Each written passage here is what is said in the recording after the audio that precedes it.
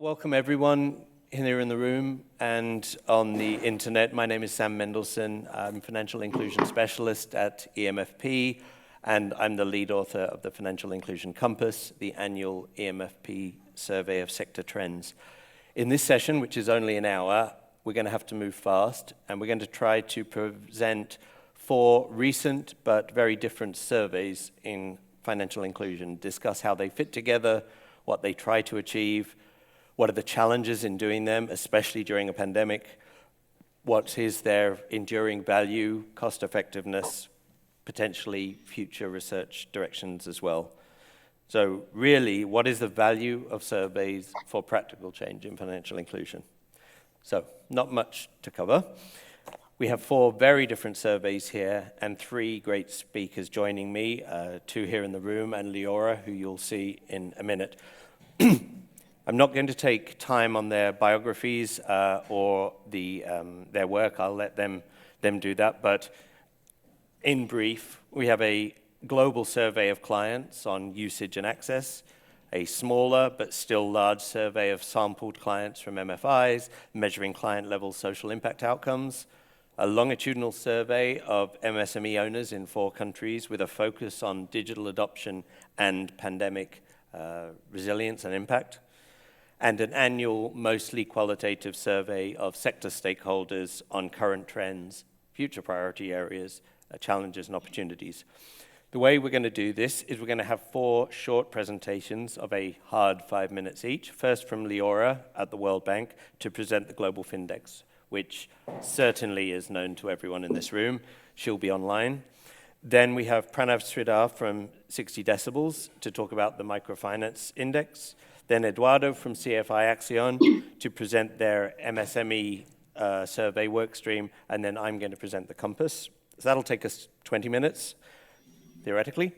And then we are going to have some questions one-on-one and as a group, and then I encourage you in the room and online to please do ask questions and ask them as specifically or as focused as you can. It'll make it more easy. So with that, Leora, can we hand over to you? Welcome, and I think you can share your screen now for your slides.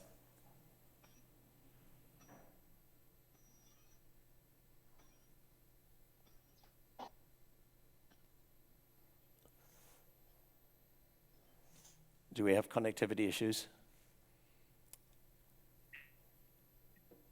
Okay, we do. Why don't we change order? Okay, why don't we change order? Why don't we go to Pranav first, if that's okay? Can I have the main slide deck back, please? Thank you. Okay, we'll do Pranav and then Edoardo, and then we'll come to Leora last. Over to you. Thanks so much, Sam, and without hesitation, cut me off when you need me to. Hi, everyone. A very, very quick introduction. I am Pranav from 60 Decibels. Some of you, hopefully several of you have met me or sort of heard about our work, but a very, very brief introduction. We are an impact measurement company, and we help a wide variety of impact investors, social enterprises, financial institutions listen to their end customers so that they can measure their impact and understand how they can serve their end customers better. A very quick overview of the research that Sam mentioned. We spoke with, listened to about 18,000 microfinance borrowers from across 40 countries between the end of last year and early part of this year, really aimed at collecting comparable impact performance data across 72 microfinance institutions. Specifically, we collected data on the extent to which they are reaching underserved and customers without access, the extent to which their businesses and their households have been improved or changed because of these loans. We also collected data on financial management. So in other words, the extent to which borrowers understood their loan terms, the extent to which their resilience has increased, and that's the last one as well, which is around whether overall borrowers are more resilient and less vulnerable because of the microfinance loans. A quick few notes on the methodology. We conducted all of these surveys via phone interviews in local languages. To give you a sense, we conducted these interviews in over 45 languages, and there were about 250 researchers who were picking up the phone and who were trained to conduct these interviews in a non-intrusive manner. Now, with that context in mind, I just wanted to highlight a few of the findings which I think would be relevant to this audience, and also would love to answer questions about them later. But the first two big outcomes that we sort of discovered or validated was the fact that overall, microfinance as a sector is doing well in reaching people without access to financial services. And specifically,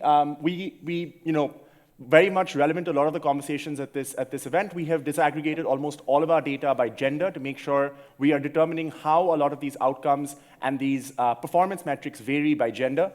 One, the first thing to note is that across all the geographies that we did this research, women were slightly more likely to be first-time borrowers than men, with the exception of Asia. Perhaps unsurprisingly, given that's the part of the world where microfinance, the genesis first was, and so it was in Asia that men were actually slightly more likely to be first-time borrowers. The second very quick outcome that I wanted to mention is the value of group lending, something that, again, we have data to now say is a meaningful way to reach underserved communities. So the metric that you see on the right, which is the inclusivity ratio, is something that's derived by asking respondents asset-based questions about their ownership of basic assets and using that to estimate their likelihoods of living in poverty. And what we saw was that group lending MFIs, or those that use group lending as their primary methodology, were more likely to reach poorer clients than those who used individual lending as their primary means. And this is my last sort of last two insights for today, and then we'll take questions later. The first is around business income. The fact that 74% of borrowers use their loans for business purposes, and of them, a quarter report that their businesses have seen very much increased incomes. Again, validating at a high level the claim that microfinance is in fact increasing and improving business performance for borrowers. Again, we can dive into the variations by geographies. We see that this is stronger in sub-Saharan Africa and slightly weaker in MENA, which is Middle East and North Africa. But again, those differences are very interesting and important as well. And last, really top of mind for everyone is repayment burden and how it's being managed by microfinance institutions. And one of the things that we saw was that those who use their loans for business purposes are less likely to be finding their repayments to be a burden. Again, not surprising, but for the first time, likely we have data to sort of validate that in line with what we're seeing with the Findex as well. And the second is that this proportion. What's interesting is that it's actually lower for women than for men, which is that women are less likely to say that it's very much of a burden than men across geographies with variations across the world. So with that, I'll pause. But again, there's a lot more rich data, which I'm happy to chat through, but also very keen to hear from Leora and Edoardo about what they've collected. Thank you very much. Let's go to, is Leora okay? Let's go to Yes. Leora. Let's go to Leora now then. Sorry. Hi, can you hear me? We can't yet see you, but we can hear you. And if you share your Okay. slides. I'm going to keep my camera off for now. It seems to work better. Yep, that's great. Go ahead. So thank you. And thank you for allowing me to, I'm sorry I'm not there in person. So I'm going to talk about the Global Findex database, which I helped launch about a decade ago at the World Bank. So for the past decade, we've been listening to over 500,000 people around the world share how they manage their financial lives in over 140 countries. And so through this collection of nationally representative data, and importantly, collected using comparable, harmonized methodologies and questionnaires, we've been able to measure the ways in which adults around the world use formal and informal financial services, from payments to savings and borrowing, and how they manage financial events such as a major health expense or a loss of income.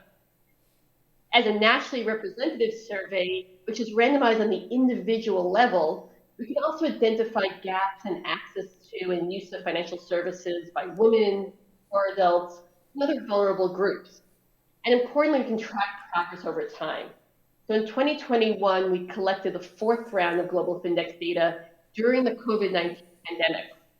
We included updated indicators on access to and use of formal and informal financial services, but also the adoption of digital payments during the pandemic.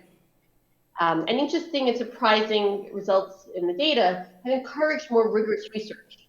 So for example, like findings in earlier rounds on the growing digitization of wage payments encouraged our further research on cost savings to factory owners in Bangladesh and Cambodia, and experimental studies showing the benefits of electronic wages to workers, including, we found in Bangladesh, really a doubling of savings and greater ability to manage financial shocks.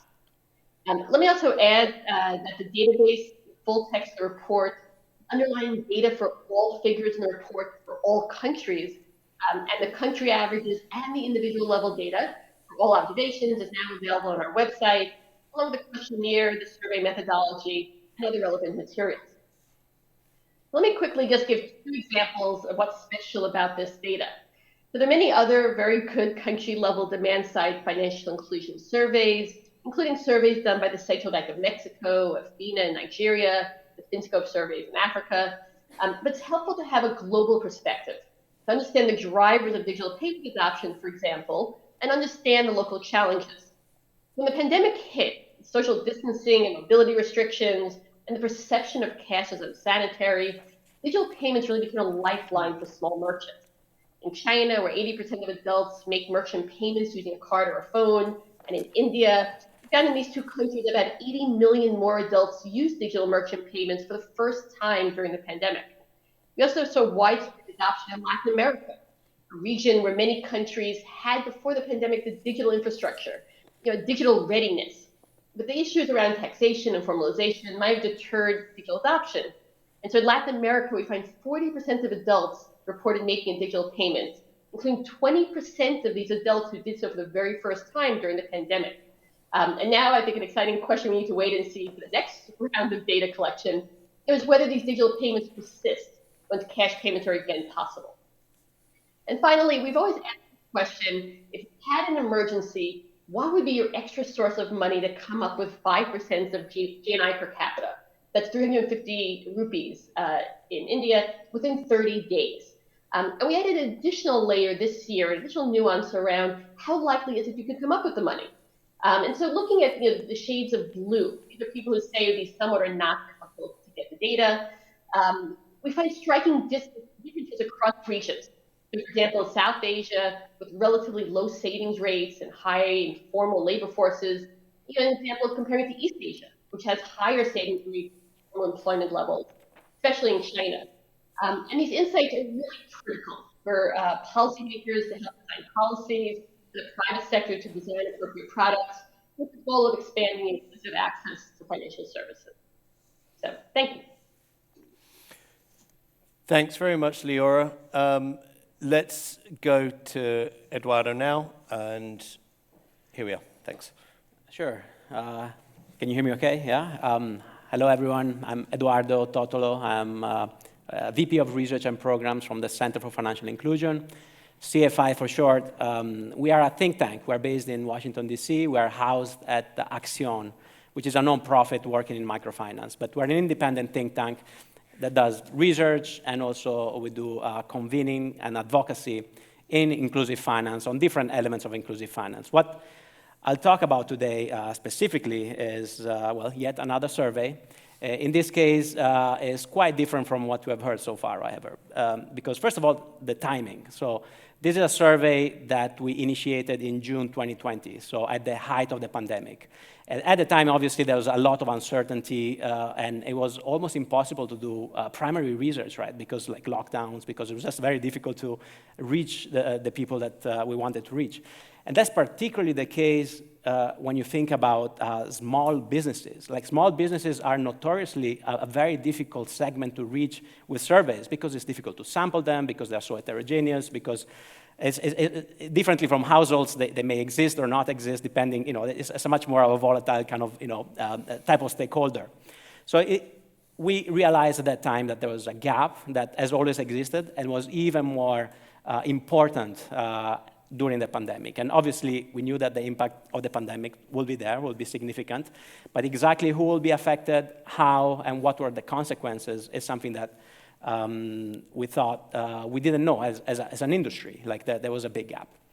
So in partnership with the MasterCard Center for Inclusive Growth, we essentially decided to focus on 4 countries, Colombia, Nigeria, India, and Indonesia in particular. We did a longitudinal survey. So it's quite different from what we've discussed so far. Longitudinal surveys, we went back to the sample of about 1,600 micro and small enterprises, went back to them 6 times over a period of about 15 months, between June of 2020 to October of 2021. So it's a very, very rich data set, lots of insights, and lots of changes that you could see, because that was a very volatile time when the impact was just massive. So there's a lot of insights there. I mean, the impossible task of the 5 minutes that I know have been given to me, I'll try to go through some of the findings that I think were, interesting for our discussion, but, happy to obviously talk about it a bit more. I'm not going to talk too much about the sample, but just to say that maybe differently from what Leora has talked about, that was a nationally representative survey. In this case, it's not the same. We partner with some financial institutions in this area, and we sampled through basically the clients of these financial institutions. So we cannot consider this representative of all of Indonesia. They're representative of that particular sample, but the value of the survey comes from the fact that we were able to track them for a longer period of time. So yeah, most of them were micro enterprises, a few small, mostly in retail, and a lot of them stated that they were either growing or at least were stable before the pandemic. So these were not businesses that were already kind of in crisis before the pandemic. I'm going to focus on 4 findings. It was difficult to kind of select them, but let me try. First is on gender. What we noticed is that women MSE, micro and small enterprise owners, were more badly affected than men, essentially. That happened in different ways. They had to close operations either temporarily or permanently more than men, and that kind of gender impact kind of was sustained throughout the survey period. So over like almost 15 months, we observed that. Decline in profit, that was kind of equal between men and women at very early stages. Obviously, with lockdowns, everybody was affected.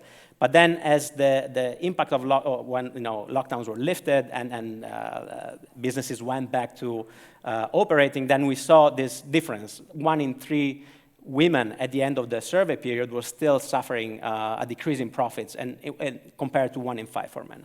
And then there are different types of impacts, like job losses, for example. Second finding, which, I mean, it's quite predictable, but I think the nuances are quite interesting, is when you think about resilience, who was more likely to survive this very, very difficult time? And essentially, the predictable finding is that financial capability, business capability was an incredibly important factor. But then what does that mean in practice, right? So what we saw is that those more resilient businesses adopted a few coping mechanisms. One that we noticed was very important was the ability very early on in the pandemic to kind of change the type of supplies and inventory that they were holding on and they were buying, just to ensure that they will maintain a certain level of liquidity. Those businesses that were able to do that more effectively early on were more likely to survive, as the survey continued. A second point was adopting deliveries. We all know, we all started using deliveries a lot more, and micro enterprises in developing countries are less likely, but some of them were able to create such type of partnerships. Using social media, that was another coping mechanism or strategy to sort of become more resilient, and only a fraction of the micro and small enterprises really adopted that. And I said some had to have cut off jobs like employment, essentially, because they were just not able to pay the employees as they were. We saw that by the end of the survey, actually, in countries such as in Colombia, about half, they only had about half of the employment levels that they had before the pandemic. So there's a very long and sustained impact on the employment side as well. Third finding is financial services. So were they helpful? Were they helping resilience? The answer there is kind of a mixed bag, to be honest. What we saw is that savings were the first victim. People, entrepreneurs tapped into their savings, obviously. Their ability to produce and save was significantly reduced, in particular among women. And what happened is that we saw sort of a sequencing. People used their savings when they had it. When those were depleted, then credit became sort of the option that they had, and informal credit in particular. It was difficult to have the sort of credit from friends and family because everybody was affected. So it was, it's difficult to have that kind of informal networks really helping you out. So we saw that more informal credit that was very expensive. So that had an impact on financial health. Insurance, we have limited data on that, but we saw limited adoption. And then government support, very different depending on the countries. In Indonesia, 31% of our sample received a form of cash transfer, only 2% in Nigeria. Final point is digitization. I mean, we heard the story that the silver lining of the pandemic was that businesses were forced to digitize. But what we found is that, at least in the sample that we had, this was only partially true, and quite different between countries. You see, countries such as India, interestingly, they had the highest level of use of digital platforms at the early stages of the pandemic, but then that actually declined massively in the sample that we had. That's not naturally representative, so we have to put some caveats there. But what we saw as we conducted also some more qualitative interviews is that lockdown in India, and maybe Pranav, you were there at the time, maybe you can tell us more about it. The e-commerce platforms were really forced to close down, and the lockdowns was a lot more, let's say, harsher than in other countries. In Colombia, for example, we see that quite a different dynamic. But I said to conclude here, we saw essentially that adoption of digital tools was there, but was very limited to a few enterprises. And those that were able to adopt it, that really helped them. So, I mean, it was definitely an important tool to use, but then it was not as large as we would have hoped. And there's also a difference, what we call high stakes versus low stakes digital tools. High stakes is like you sign up for an e-commerce platform and you use that kind of structure. That was quite rare. What we see more often is sort of the informal version of that, which is just using social media, WhatsApp, Instagram. That was much more common, but then the debates whether is that like a sort of a digital transformation or is that really like something else? And this is an open question. I'll stop there. I'm sure I've used more than 5 minutes. Sorry. Thank you. Can I have the clicker? Thanks very much. On that last point about digital uptake in India, and I wasn't planning to mention this, but I was involved in a different project over the last couple of years that Daniel was as well.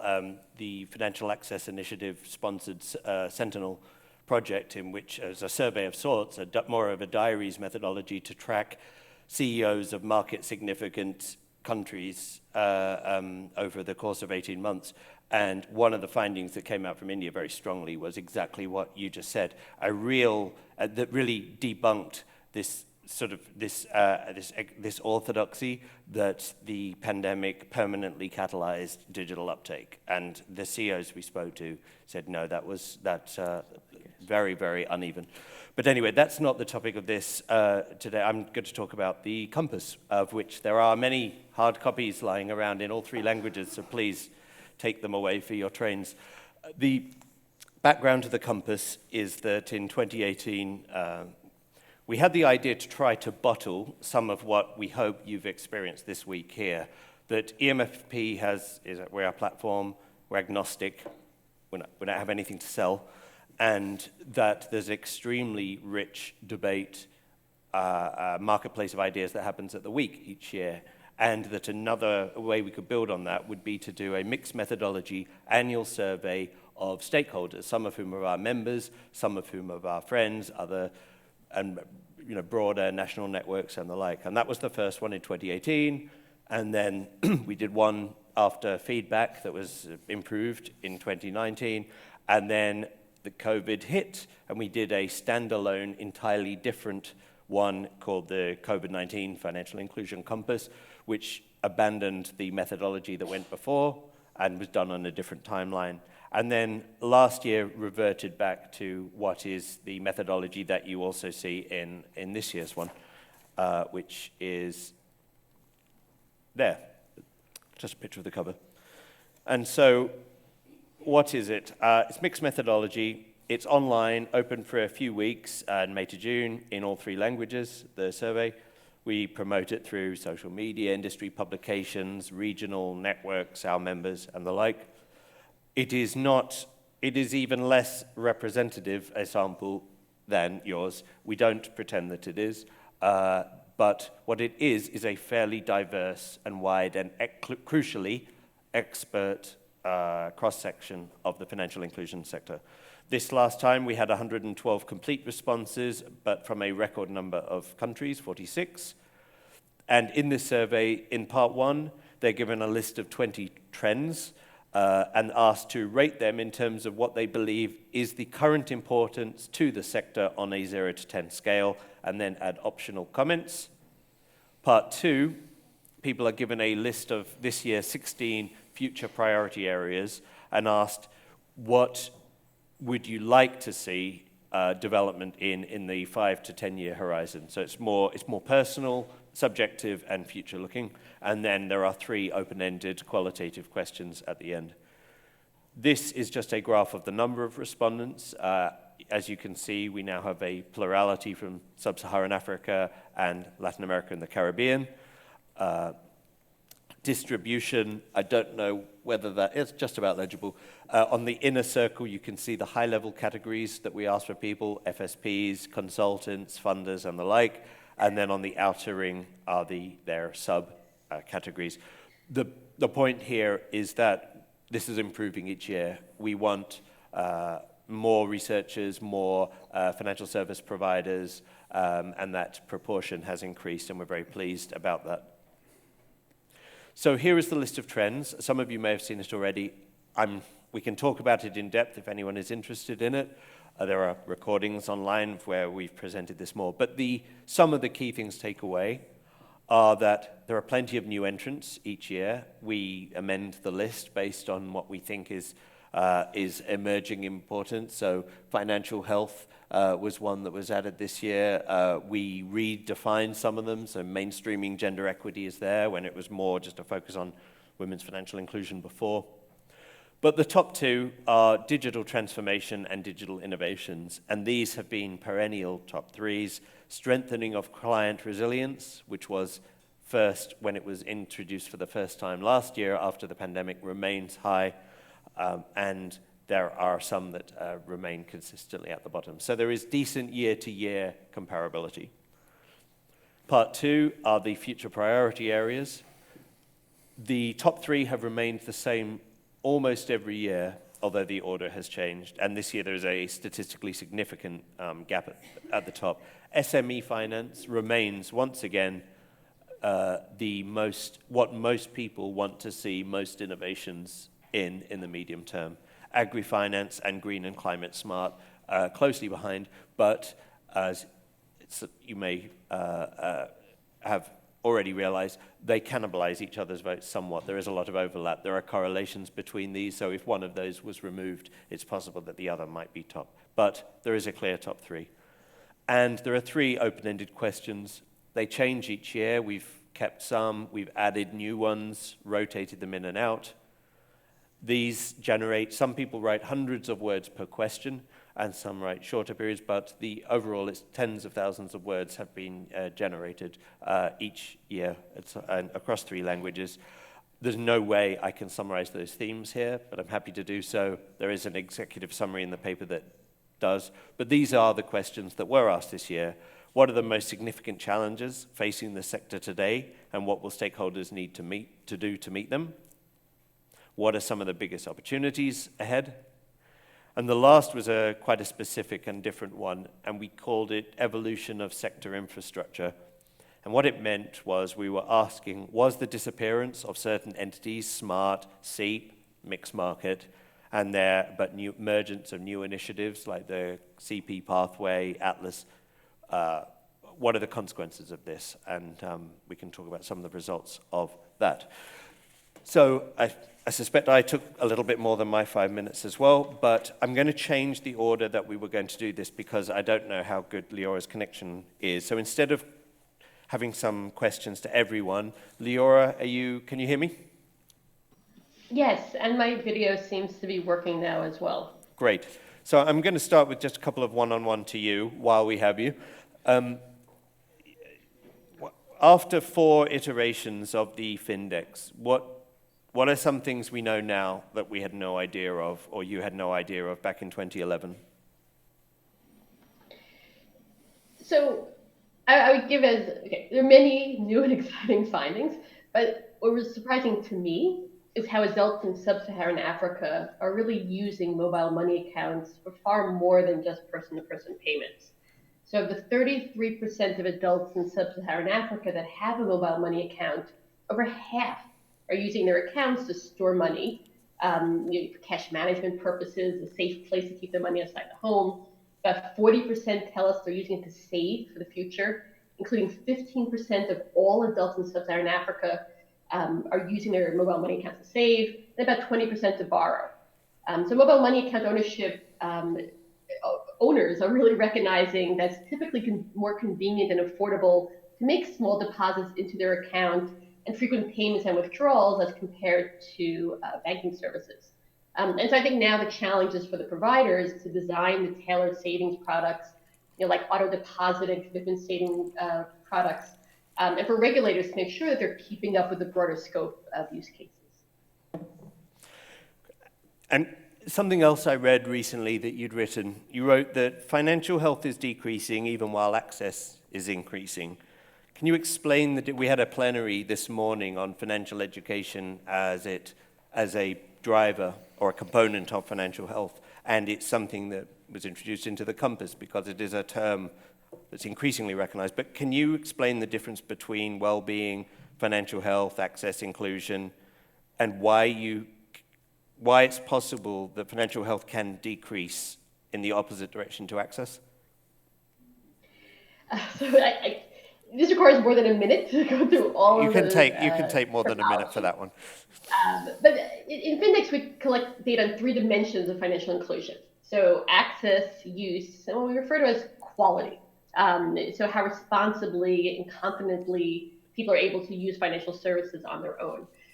So India is an example of a country where access is almost universal. The use of accounts for payments, savings, and credit is much lower.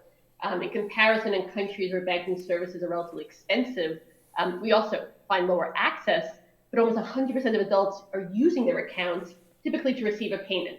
So in other words, if banking services are expensive, you only have an account if you need it, for example, to receive your wage payments. Although in many cases money might be cashed out, so the accounts aren't really even being actively used, almost more of a transaction account. And then quality refers to being able to use your account on your own without unexpected fees. And so quality clearly relates to usage and ownership. If there are unexpected bank charges, you'll lose trust in your bank and you'll hesitate before saving money in your account, which is what we see in the data. Interestingly, of adults who are unbanked and tell us, we ask, why are you unbanked? Banking services being expensive and I don't trust banks are highly correlated. So it's not only the trust that your money will be expropriated or stolen by the bank, it's also that you don't trust the bank, you don't trust that bank fees are transparent and you have complete information. And so really the punchline is that people who report using savings as a source, so we ask, Findex also collects data on one aspect of financial well-being health, that's being able to come up with money in an emergency, the data I showed a few minutes ago. And the punchline is really that people who report using savings as a source of extra money are the most likely to come up with it regardless of income level. And so it's really a holistic story that to build financial health, we have to look at not only financial access, but also the usage of accounts to build financial resilience. And if I can move from what is necessarily a superficial look at the findings here, I mean, each of these surveys could have their own session on it, of course. But on the process, the Findex was obviously delayed. It was supposed to be 2021, the pandemic. I mean, could you talk a little bit about the challenges and what this means for the future? When's the next one, and how has the pandemic changed how the Findex will be conducted in the future?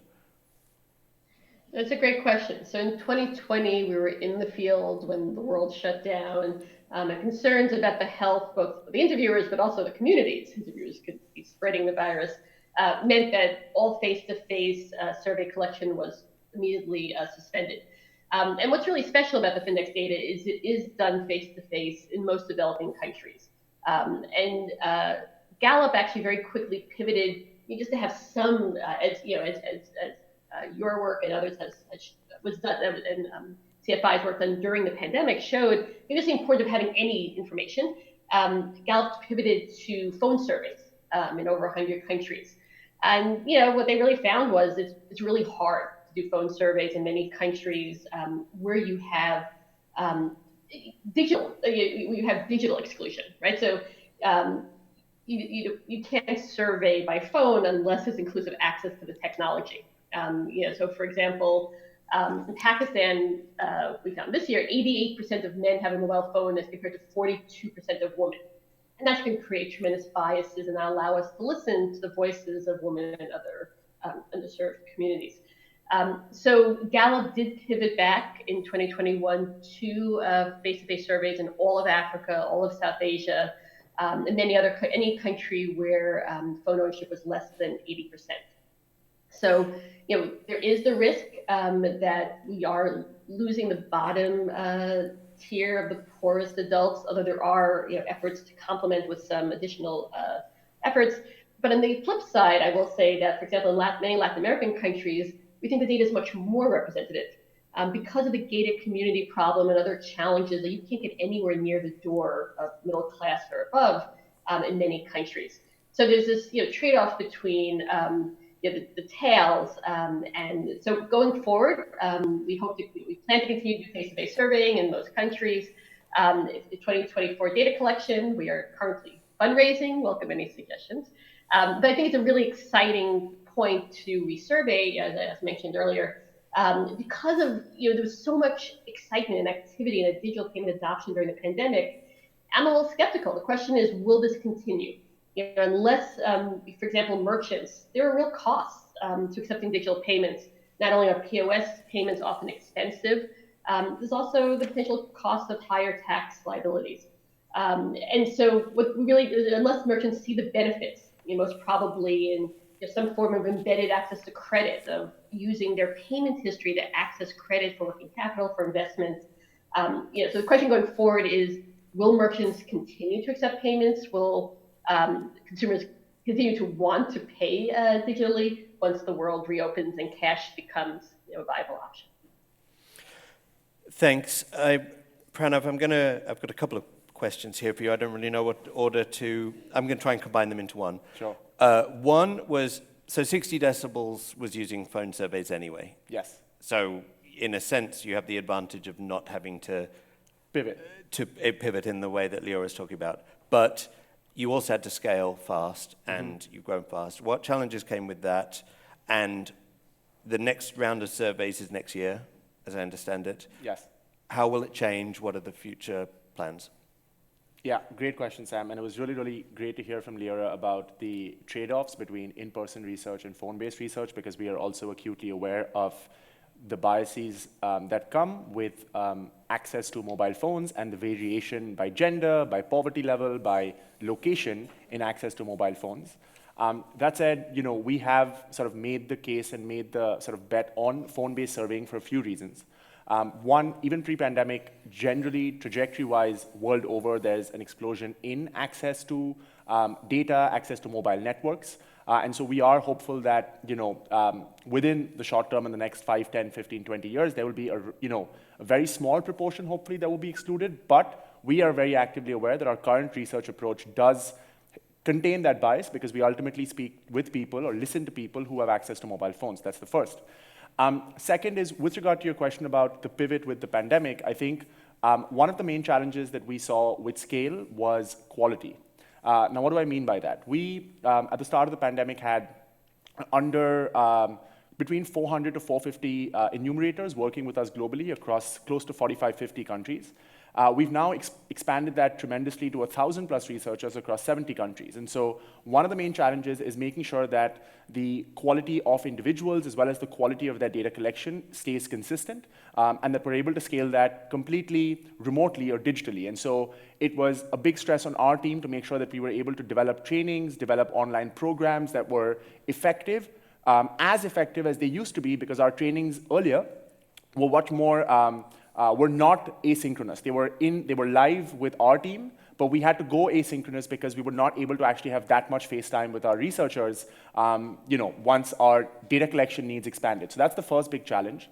The second, I think, is also motivation is a big, is a big need for our enumerators because they're all working remotely, often, independently, right? And when we are trying to work collaboratively across geographies, we need to make sure we understand what their motivations are, what their circumstances are, because for some of them, this is not, this is a job that they do aside from a full-time role, either as a caregiver or, another professional responsibility. So that's when we've been conducting a lot of enumerator surveys within our network to make sure we understand what their needs are. So it's been really great to see that for close to 40% or more, we're actually the primary source of income for them. And so we recognize that we play an important role in their lives. And so understanding what their professional development needs are, understanding what their, their connectivity issues are, using the right platforms to connect with them, whether it's WhatsApp, Slack, email, offline, online tools. Those are all sort of the second big challenge, I would say, of managing a large research network globally. Is turnover high? That's a good question. I don't have the stats on that, but we actually have pretty high retention. The exact number, don't have the top of my head. Then moving to your question about the future. Yes, so we are actually, as of right now, we're excited because we've already hit, last year we worked with 72 microfinance institutions. This year we've already signed up over 60 plus, and we're aiming for at least 100 plus by the end of the year. And we will be we've already sort of started data collection in some geographies towards, at the end of this month, we're in the process of it, but the bulk of data collection will happen between January and about March, April, May next year. And in terms of what we're looking forward to, one, consumer protection is top of mind. I know, I was just speaking with Edoardo about that being a focus at CFI as well. We have a separate module on consumer protection, especially in geographies like Cambodia, where it's such a top of mind issue for the overall ecosystem. But we're very keen. We're also doing that across all of our other countries so that we can collect actionable data on the experience of end customers and what needs to be done to serve them better. Second, gender.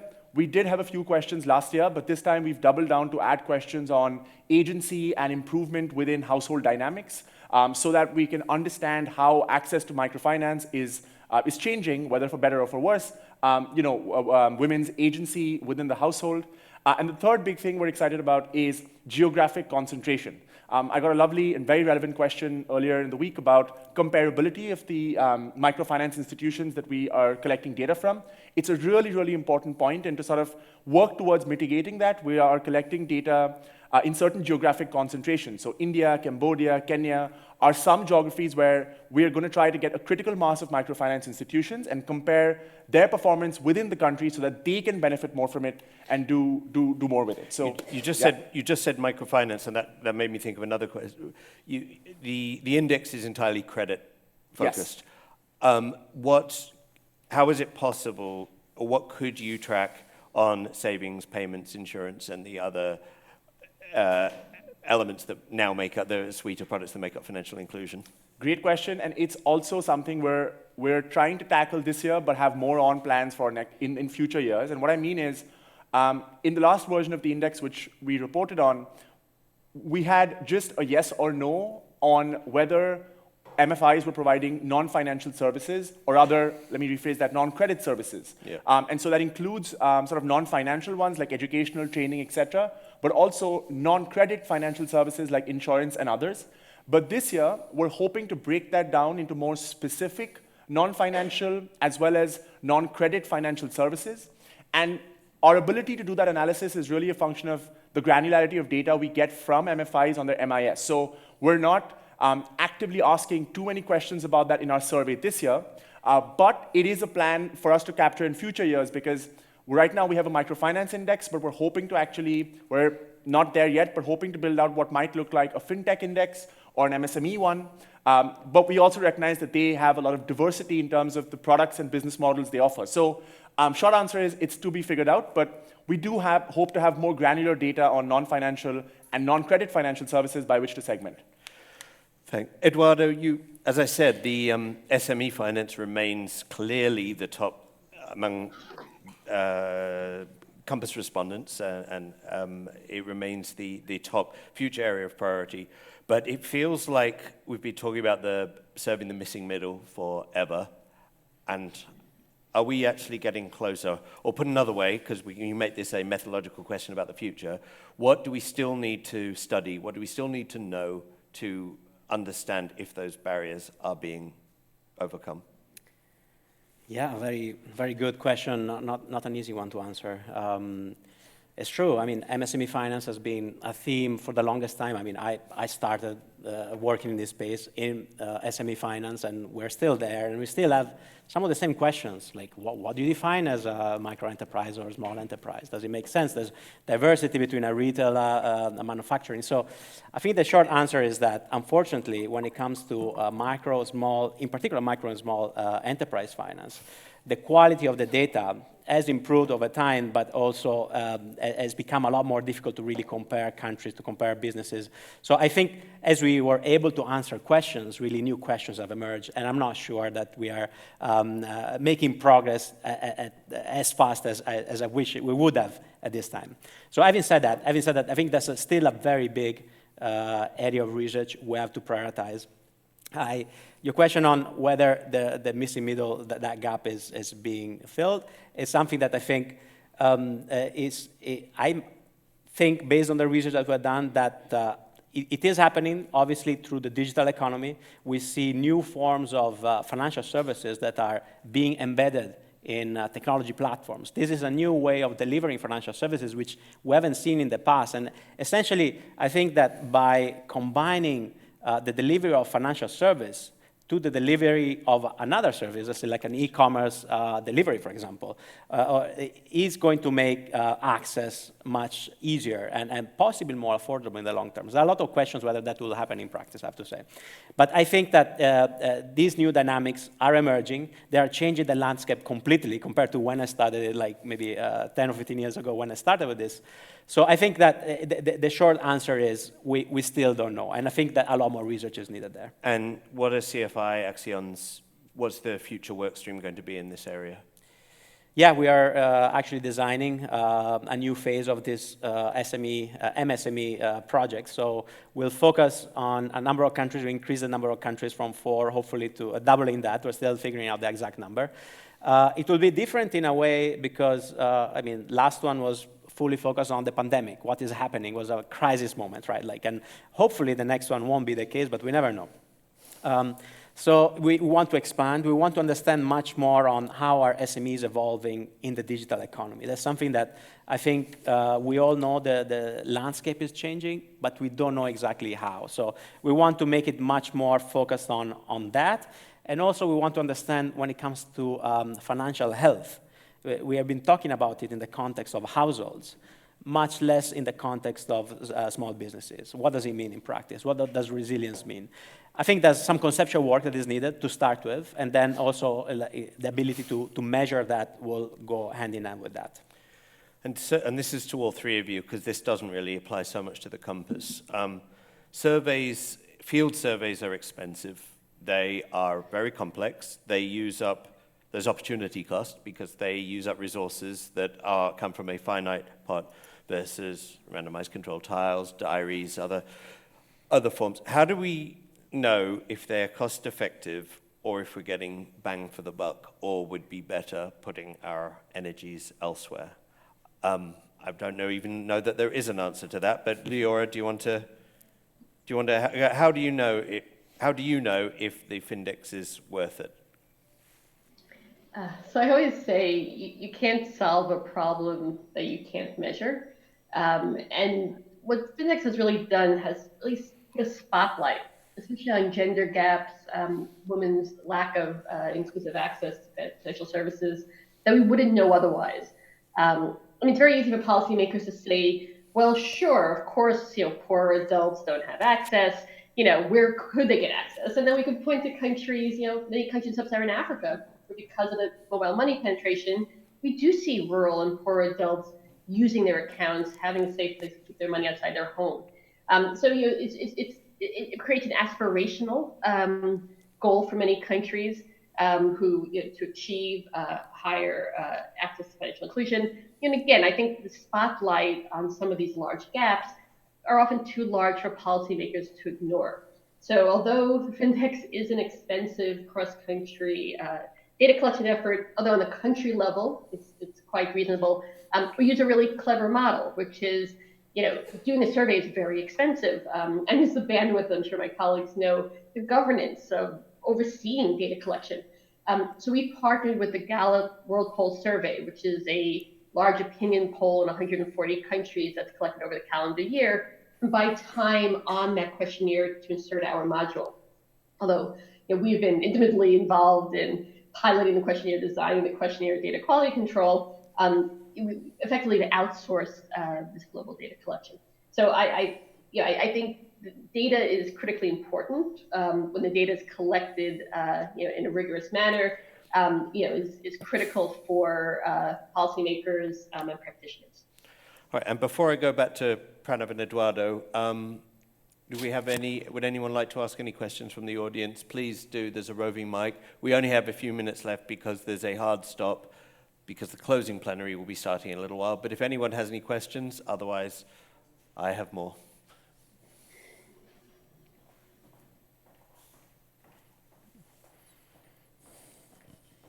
Oh, Davide, did you put your... Oh, no, there was a phantom hand. All right. All right, all right, well, I'll ask you two guys then. What would you like the community to get out of your respective, to take away from the surveys that cannot be gotten elsewhere? I mean, we talked about the complementarity of these, but if there is a headline takeaway, what might that be? You can also, by the way, have a go at the bang for the buck question, if you'd like, that Leora just answered. Pranav, do you want to go first? Sure. Very quickly on the bang for the buck question, I think it's a question that, funnily enough, we get asked way too often by our clients, because a big part of our focus is helping clients measure their impact through speaking with end customers and listening to them, and using that outcomes data to really determine whether their microfinance, fintech, and other investments are really having their bang for their buck, right? And we believe that unless you're actually, very much to what Leora said, slightly differently put, we would say you cannot manage what you can't measure, and ultimately we're trying to manage impact for a lot of funds, a lot of microfinance institutions. And so I think that there's that independent value in doing that work. That's one. The second, I think, is just, I think that said, there's a need to sort of actively think about the 80-20 of where we are really, either creating new knowledge or validating existing hypotheses or debunking them, and being very thoughtful about the kinds of research we're conducting. So I think that's something we're very cognizant of at 60 Decibels, and so trying really hard to focus on the metrics that are truly important, that are truly actionable, and fit into other frameworks like the Findex, and make sure that they're comparable in a way that can be used for decision making. Last very quick note is that it's actually a tremendous learning opportunity for the entire research network that we work with and the community. And so I think those researchers, oftentimes when they're conducting those interviews, come back with tremendously empowering stories of how much they've learned through the process as well. And so that's something I don't want to sort of minimize, but recognize that it doesn't come at a trivial cost. On the question of the headline, I think if I was to emphasize one headline from the Microfinance Index, I would say the finding that was fascinating to me was, as I mentioned in one of the earlier sessions, the fact that there was Latin American microfinance institutions that came up in the top 10 as a performer, and one at number 66. And the reason that simple distinction is important is because for too long, there's broad generalizations about if you're working in geography A, you're reaching an underserved community, or if you're providing product which has a loan size less than X, then you must be serving low-income communities. Or because you're working in microfinance, you're improving household incomes. Right now, I think we are excited about being able to actually quantify some of those outcomes and make comparable data collection real, because ultimately it's only then when organizations can learn where they're outperforming, be proud of it and celebrate that, but also have really good data to determine where they need to be better, where they need to reduce indebtedness, where they need to increase resilience, and how they can do that by looking at others. Thanks. Before I go to Edoardo, there's a question online. I think, Camille, would you read it out, please? Yes, so we have a question from Krista Chavez from Fundación Genesis. Have you identified detailed benefits surveys provided to MFI? Have you identified detailed benefits surveys provided to MFI? To MFIs? Yeah. That's probably either of, in fact, what detailed benefits that surveys provide to MFIs. I think, Leora, that might be best for you. How do we know that surveys are valuable to MFIs, if at all? So as I mentioned, it's identifying gaps Also, I think the use cases are critically important to understand how people are using their accounts. I gave the example in sub-Saharan Africa, the use of mobile money accounts has gone beyond the scope of its original design. We're seeing that elsewhere, as, for example, MFIs in Cambodia, for example, are involved in wage digitization. Understand what do these workers need? What are their challenges in their financial lives? I often say that what they probably need isn't a long-term commitment product, savings product, but a 2-week commitment savings product, just to help them manage their money and stretch it to the end of the month. Bangladesh, 40% of workers said they skip meals at the end of the month if they run out of money. How can we support workers whose wages are digitized to better manage their financial lives? And so again, looking at the use cases, the financial needs of the consumers, the customers, and how we can design better products to fill those gaps. And then just lastly, just one more point. Also importantly, when I mentioned the quality measures, we find that a third of adults in sub-Saharan Africa say they can't use a mobile money account on their own without help. It's also really, and that's in the mobile money space, but we had a similar question around could you use a bank account on your own without help? And they all really point to the importance of designing products with less educated, less financially savvy customers in mind. Pranav? Very quick response, because I know we're tight on time. Just through the course of this week, it's been incredible to see how MFIs have actually acted on the data. So one great example that came from Advance in a session earlier this week was how it was a bit surprising for them the extent to which they are underserving women within their portfolio. And so they had higher sort of targets for both gender reach, but also gender impact. And so that's a very tangible example that comes to mind about how an MFI is for the first time getting access to outcomes data to determine whether they're really achieving their outcomes and how they can develop them. Another very quick one was what I think it was Orca from Klapper, where she talked about consumer protection being sort of key, but also us being actually able to help MFIs mitigate risk. Now, there's been so many sort of articles recently, whether it's the Bloomberg one or whether it's the Bliss report, about the sort of risks of sort of predatory microfinance. And so as a microfinance institution and an investor in one, having data from your end customers, which is truly representative of your portfolio, which actually can really question those kinds of generalized claims is critical, because without that kind of granular data, all you're left with really is the financial performance of your overall loan book. So I think both for identifying opportunities to be better, but also to manage risks, surveys can be really, really helpful. And I think last question to you, Edoardo. What would you like the high-level takeaway from this work? If it's to attract more interest in the topic, more funding, more exposure, what would you like the takeaway to be? I mean, all of that helps, I think. Yeah, if there are funders in the room, happy to discuss, of course. But I think one point that I wanted to make is that it's a very good question you asked. What's the value for money here? And I think what we all know and we rarely discuss is the fact there's quite a high chance, especially for one-off bespoke surveys, to be expensive and really not be very valuable, unless they are part of a value chain. They need to be used to someone. There needs to be an audience. There needs to be a way for that research to kind of have a channel to someone that listens to it and kind of is interested in the findings. So the way we're thinking about it is that, like a CFI, we're a think tank, so we're not an implementing partner. What we do is we produce the research, and then we have these convening platforms. We have Financial Inclusion Week, some major virtual convening platforms where a lot of that knowledge is shared, and then we get a lot of kind of interaction through that. We have the Responsible Finance Forum. That's more for regulators, but also for investors, where some of these issues that emerge sort of get an audience. I have to say, without that, I mean, very often you see research on its own, and you have a very small community of people who are particularly interested in it, and you may kind of tap into that. But often, whether that's a good kind of bang for the buck is an open question. We'll have to wrap up there. Thank you, Leora, Pranav, Edoardo. I hope this session has just given a sense of 4 very different ways of surveying and encouraged you to dig further into the findings of all 4, and also given some food for thought on value, opportunity cost, future research directions. So thank you to the 3 of you. Thank you, Leora, very much. And with that, it's just a few minutes till the closing plenary. So thank you. Thank you. Yes.